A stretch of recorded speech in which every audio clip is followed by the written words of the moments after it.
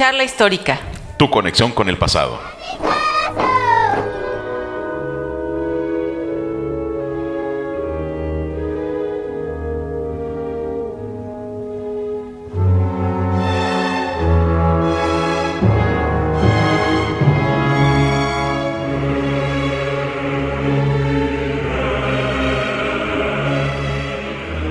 Hola amigas y amigos, bienvenidos a una emisión más de Charla Histórica. Les saluda Luis Güense y le doy la más cordial bienvenida a Alejandra. Hola Luis, qué gusto. Estamos el día de hoy con la doctora Juana Martínez Villa, pero le vamos a decir doctora Juanita, porque sí, la queremos mucho. Cómo no, con mucho cariño. Aquí en Charla Histórica. Bienvenida, doctora Juanita. Muchas gracias por la invitación. Y bueno, un placer. Y gracias por haber aceptado. Al contrario, muchas gracias. Yo voy a dar unos datos así muy generales de la doctora, porque lo que queremos es platicar, porque tiene un temazo que queremos ya abordarlo. Nada más voy a decir que es doctora en Historia por el Instituto de Investigaciones Históricas de la Universidad Michoacana. Sus estudios se enfocan en la historia cultural regional de los siglos XVIII, XIX y primera mitad del siglo XX. Es profesora de licenciatura en la Facultad de Historia, así como en la licenciatura de Turismo Sustentable y Desarrollo Local. Forma parte del claustro del programa de maestría en enseñanza de la historia en el Instituto de Investigaciones Históricas, y entre sus publicaciones recientes destaca Ciudad, Fiesta Cívica y Poder Político, Morelia en vísperas de la Revolución Mexicana, que se editó en el 2019, y Paricutín, Saberes y Memorias en el 2021. Y actualmente desarrolla la investigación El lenguaje del poder, la emblemática y la ciudad en Valladolid, de Michoacán, de 1700 a 1819, todo el siglo, doctora Juanita. Y bueno, pues muchas gracias por aceptar esta invitación, y bueno, vamos a proceder a preguntarle muchas cosas. ¿Quién empieza, Luis? Porque nos queremos arrebatar la palabra. ¿Cómo no? Darle las gracias, es un gusto para nosotros. Es usted una historiadora no solamente respetada, sino muy querida. Muchas gracias, Luis. Nosotros. Igualmente. Muchas gracias. Pues la doctora nos va a hablar de algo que vemos constantemente aquí en Morelia. Pasamos junto a los baches, volteamos tal vez tantito y a veces no reflexionamos en tantas cosas que guarda más allá de los muertos. El Panteón Municipal de Morelia. Así es, la ciudad de los muertos. Exactamente, la necrópolis moreliana. La necrópolis moreliana, exacto. ¿Cómo llegó a ese tema o por qué? A ver, platiquen. Bueno, como ustedes saben, desde hace varios años yo hago historia de la ciudad. Uh-huh. Me gusta trabajar el espacio en todas sus dimensiones, en todas sus lecturas. Y hace 20 años aproximadamente, justo cuando uno de los lugarcitos del cementerio civil estaba celebrando un aniversario por su inauguración en el año 2005, me refiero a la Rotonda de Michoacanos Ilustres, que es este espacio que se encuentra en la parte central del cementerio, alrededor de la fuente. Tuvimos oportunidad de participar en un proyecto con el ayuntamiento y junto con un colega muy querido, Ramón Sánchez, quisimos hacer un levantamiento fotográfico del arte funerario del cementerio. Nos parecía en ese momento atractivo, sobre todo por la escultura que ahí se conserva, algunas lápidas de hombres y mujeres ilustres, y ello fue derivando en una serie de otras perspectivas que particularmente a mí me fueron llamando la atención, especialmente el caso de los epitafios. Y luego, bueno, identifiqué también algunas tumbas que me eran de particular interés, como la de Mariano de Jesús Torres, que posteriormente es un personaje que se lleva a la Rotonda de Michoacanos Ilustres no hace mucho. Tumbas como la del general Isidro Alemán, personaje muy notable de la historia del siglo XIX por su participación en algunas batallas. Y bueno, me pareció muy interesante la construcción de esta iglesia que está dentro del cementerio. Luego me percaté de que esa iglesia dividió el cementerio en su momento en un cementerio católico ahorita podemos abundar porque había un cementerio católico dentro del cementerio civil de la ciudad. Sí, aquí en fin, todos son iguales, pero hay otros más iguales. Sí, claro, otros. claro, hay diferencias. Entonces, hubo varios aspectos que en ese momento me llamaron mucho la atención y fue que empecé a recuperar información hemerográfica y sobre todo la que se conserva en el archivo del ayuntamiento, que es muy rica. Todo lo concerniente al cementerio y algo de fotografía histórica que también tiene cosas muy interesantes. Que también está ahí en el archivo del ayuntamiento. Fíjate que la mayoría de las fotografías se conservan en colecciones particulares. De hecho, aquí en el Instituto de Investigaciones Históricas hay cosas muy notables. El maestro Gerardo Sánchez donó algunas fotografías sobre funerales públicos y sobre eso también hay cosas bien bonitas. Ok, pero a ver, aquí somos vecinos con el Panteón, aquí en la Universidad de Michoacana. Vamos a comenzar. ¿De cuándo data este Panteón? ¿Cuándo inició? ¿Cuándo se trasladó desde ser otro lugar el destinado? Particularmente el que hoy sigue vigente, ¿de cuándo data? Pues miren, el cementerio actual, el cementerio civil de la ciudad, forma parte de este proyecto de secularización de cementerios en México a fines del siglo XIX. Seguramente ustedes saben que a partir de las leyes de reforma y de secularización, en la ciudad de Morelia, los antiguos panteones religiosos que se conservaban en los atrios de varios templos de la ciudad, como era el caso del Panteón de San Juan, fueron primero acondicionados como cementerio civil, en el caso concreto del de San Juan, y perduró así hasta la década de los 80 del siglo XIX, cuando el Camposanto ya no dio para más. Los habitantes de la ciudad constantemente eran diezmados por las epidemias y el Camposanto era insuficiente. Además, el del cólera, exactamente. Morbus, que le trajo muchos habitantes. Exactamente. En estas últimas décadas del siglo XIX hubo 2 cementerios civiles anteriores al cementerio que actualmente conocemos como civil, que era el Panteón de San Juan y el Panteón de los Urdiales, que estaba localizado más o menos en las inmediaciones de lo que ahora son las colonias El Porvenir o Melchor Ocampo, cerca del antiguo Paseo de las Lechugas. Exactamente, pero era una zona que en su momento fue una zona de muchos pantanos. Entonces no era viable que ahí estuviera un cementerio, también un poco aludiendo a que que el agua elevara hasta la superficie los cuerpos, pues los convertía en focos de infección para la ciudad, ¿no? Entonces, en estas décadas, más o menos hacia las fines de la década de los 70s, 80s del siglo XIX, el ayuntamiento convoca a la ciudadanía en general, sobre todo a la gente notable, ciertos médicos, ingenieros, etcétera, para que propusieran el terreno más indicado en el cual se establecería el nuevo cementerio. Hay que decir que en torno a ello ocurren cosas bien singulares. Por ejemplo, pues ¿qué iba a pasar con los cuerpos que estaban ya en el cementerio de San Juan? Bueno, en la prensa de la época se invitaba a que todas las familias retiraran los restos de sus familiares del panteón y los empezaran a trasladar al nuevo cementerio. De hecho, vamos a ver cosas interesantes en el actual cementerio, en la parte histórica, justo al lado de la entrada. Hay algunas tumbas que son anteriores a la fundación del propio cementerio, porque el cementerio se funda formalmente en 1895 y hay algunas tumbas que son de algunos años antes, ¿no? Esto tiene que ver con que fueron trasladados antes de la inauguración algunos cuerpos, ¿no? De hecho, algunas criptas, como la de don Isidro Alemán, muy probablemente estuvo en un primer momento en el Panteón de San Juan y luego se trasladó en piezas al civil, ¿no?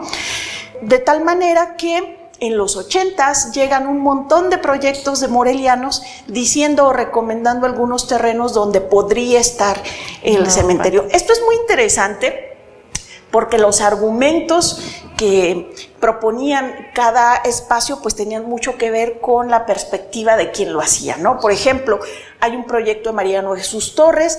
Recuerdo que, por ejemplo, él recomendaba que el cementerio se instalara en el Lomerío del Norte, un poco donde está Granjas del Maestro, Santiaguito, porque decía que era un lugar muy apartado de la ciudad, no iba a provocar ningún tipo de malestar en cuanto a humores, vapores, vientos, etcétera, y que además los vientos alejaban aún más todo lo que tenía que ver con los cuerpos. Sin embargo, pues se presenta una ocasión muy interesante en el sentido de que hay un hacendado que era muy querido en la ciudad, de nombre Ramón Ramírez, que era el dueño de la hacienda de la Huerta, y él dona los terrenos de un espacio que se conocía en ese momento como el Huizachal, que es justamente un poco donde está ahora CEU y el cementerio actualmente. Y bueno, gracias a ello, pues el ayuntamiento dice, perfecto, creo que esta zona del sur es adecuada, se hace el estudio de los vientos y dicen, no, sí, ahí que se haga, y se inaugura formalmente en 1895.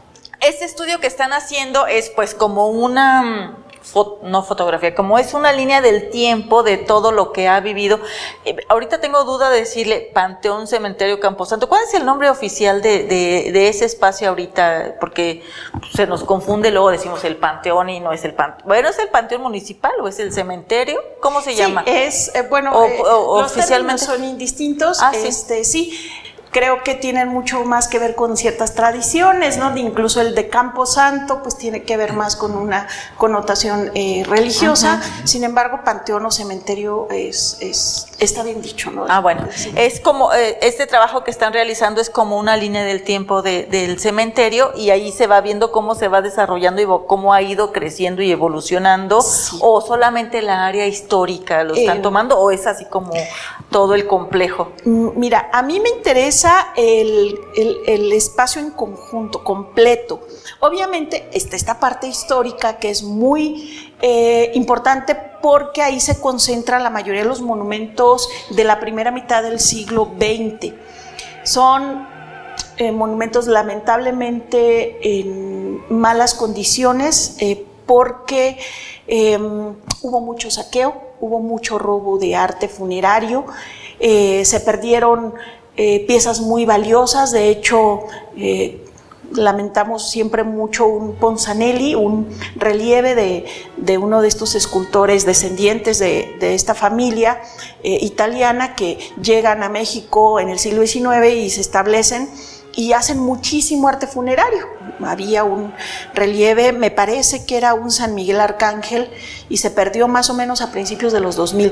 Ahí nos dimos cuenta de que algo sucedía en este espacio histórico, y también nos dimos a la tarea por eso de difundir mucho la parte histórica, aunque su difusión siempre depende de la buena voluntad de los ayuntamientos, ¿no? De las administraciones municipales. Ahora, doctora, en todo este proceso de investigación, ya nos adelantaba usted de lo que han encontrado, algunas costumbres ya al interior del panteón, estos divisiones de las ideologías de los muertos, de sus inclinaciones y sus convicciones que tuvieron en vida o por disposición de la familia. Cuéntanos de toda esta disposición social dentro del cementerio.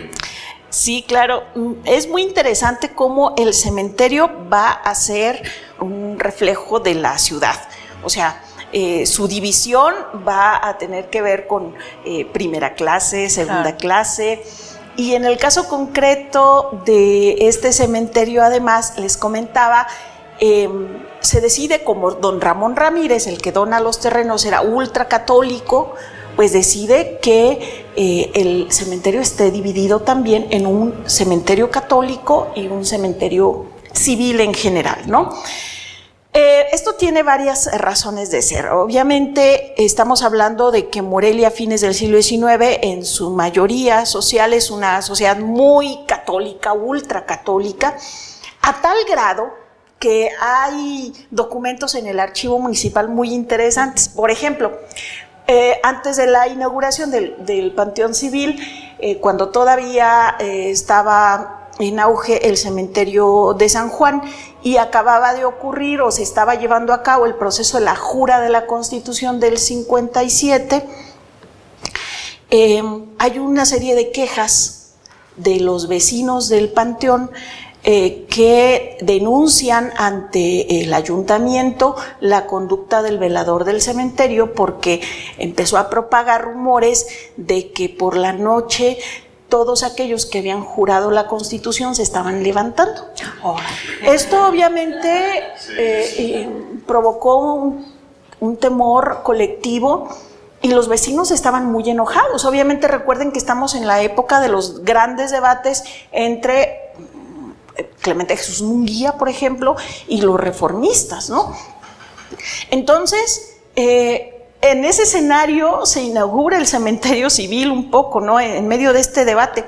Entonces era necesario remarcar el perfil de esta gente ultracatólica y se manda a construir, se pide a un ingeniero oriundo de Guanajuato de nombre Luis de Silva que venga a construir la capilla que va a servir como el eje de este cementerio católico y que además va a recibir el cuerpo del arzobispo Ignacio Árciga, quien fallece a fines del siglo XIX y que su cuerpo justamente descansó en esa capilla que ahora es la capilla del cementerio. Es una capilla que, si ustedes la observan, está hecha de una cantera que no es moreliana, no es rosa. Es verde porque la cantera se trae de Guanajuato, incluso se le colocan algunas losetas de una cantera, me parece que queretana, una cantera roja, cuando vayamos podremos ver la fachada. ¿Por qué? Fíjate que a fines del siglo XIX la mayoría de los monumentos, para la construcción de la mayoría de los monumentos, ya fuesen cívicos o en este caso pues religioso, se pensaba muy bien el tipo de material con el cual fuera a ser construido. No fue el único caso. De hecho, la mayoría de los pedestales de las esculturas cívicas que conocemos en la ciudad, como el Morelos ecuestre, en la glorieta, en la Plaza Morelos, o el monumento que en su momento recibió a Melchor Ocampo en la plaza actual Melchor Ocampo, o el monumento a Hidalgo que se conserva todavía en el patio del Colegio de San Nicolás, o un Morelos que estuvo al lado de la catedral en lo que ahora es la explanada Benito Juárez. Todos esos tenían pedestales en los cuales la cantera de colores era muy cuidada. De hecho, las descripciones que se hacen en la prensa en la época de sus inauguraciones aluden mucho a eso. La cantera de este color se trajo de tal o cual lugar, ¿no? Entonces fue el caso también de esta capilla, que aquí se entiende porque el ingeniero venía de Guanajuato. Entonces decide construirla con esta piedra verde. Bien, entonces se levanta un muro que dividía el cementerio católico del resto. Y ahí alrededor de la capilla ustedes pueden ver familias muy conocidas en la ciudad de Morelia. Incluso dentro de ese terreno está la cripta de don Ramón Ramírez y familia, ¿no? Sí. De quien donó. El donador. Exactamente. Sí. Exactamente. Doctora, y bueno, yo entiendo que todo investigación histórica se constriñe o está en el marco de la científico, lo formal, las testimoniales, pero ¿no tendrá alguna leyenda, algo que le haya salido así, algo de un fantasmita por ahí que le haya salido en sus investigaciones, en algo que sea como, que le haya quedado como marcado o que le resulte curioso? O inesperado. Bueno, para mí es muy importante asumir una condición de mucho respeto a la hora en que me he acercado al cementerio. De hecho, me han invitado a hacer recorridos nocturnos. Estas propias administraciones de los ayuntamientos a principios de los 2000 hicieron un programa de leyendas nocturnas y yo no acepté por un principio muy particular, ¿no? Para mí el cementerio es un espacio muy sagrado y para mí como soy admiradora del arte funerario, pues no sirve de mucho hacer el recorrido nocturno, ¿no? Claro. Notan más bien otras Exactamente, cosas. sí. Sin embargo, bueno, hay memorias muy interesantes en el cementerio. Por ejemplo, si uno platica con los panteoneros o los talleristas de tumbas, recuerdan muchas cosas interesantes.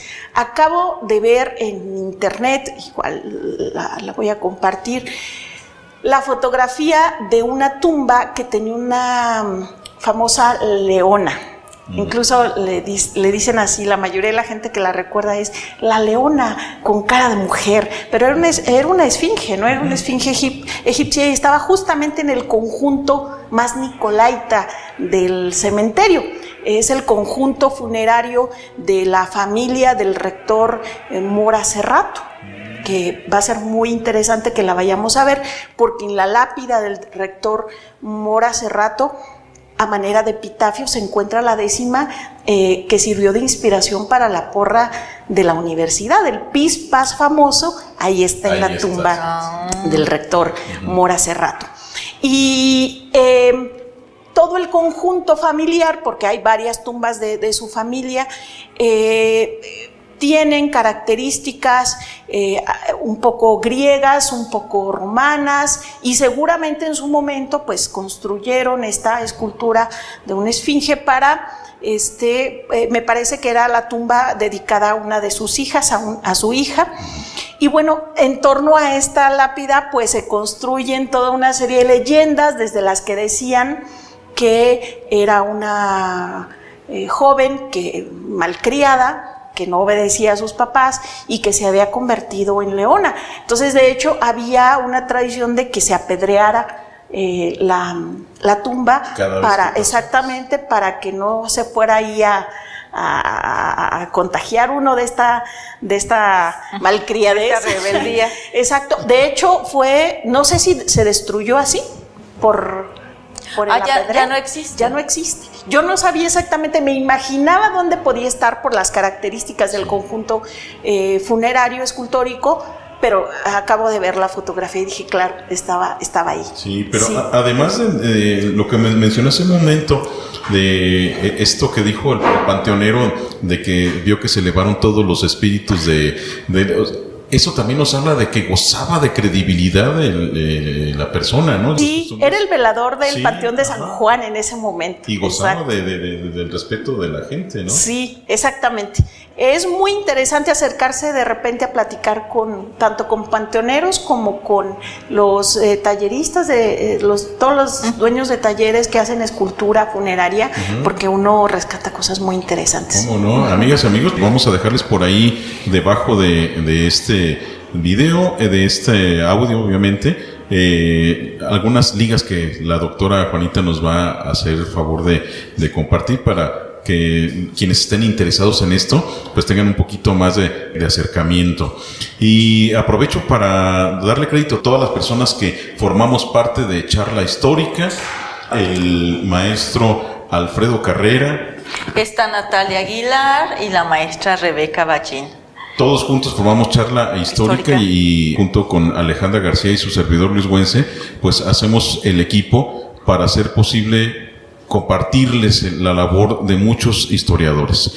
Esta labor que es muy importante no solamente para la academia, no solamente para un lugar, es un esfuerzo por preservar a generaciones futuras un pedacito de lo que estamos trabajando, y ya todos juntos conformamos esa grande cadena para compartir el conocimiento a futuras generaciones. Doctora Juanita, muchísimas gracias por aceptar esta invitación. Muchas gracias. Pues nos quedan varios pendientes. Yo creo que ya de manera más cercana veremos algunas tumbas. Les contaré acerca de algunos personajes que están por ahí. Y bueno, pues todos los comentarios son bienvenidos y pues muchas gracias por escucharlos. Pues vamos a estar muy al pendiente de la producción, de lo que vaya a ser toda esta investigación que les va a interesar mucho a nuestras amigas y a nuestros amigos de Charla Histórica. Y pues muchas gracias, doctora Juanita. Podríamos seguir aquí las horas, pero tenemos que... Sí, exactamente, por desgracia. Estuvieron con ustedes Alejandra García y Luis Güense. Esto fue Charla Histórica. Tu conexión con el pasado. Hasta la próxima. Gracias.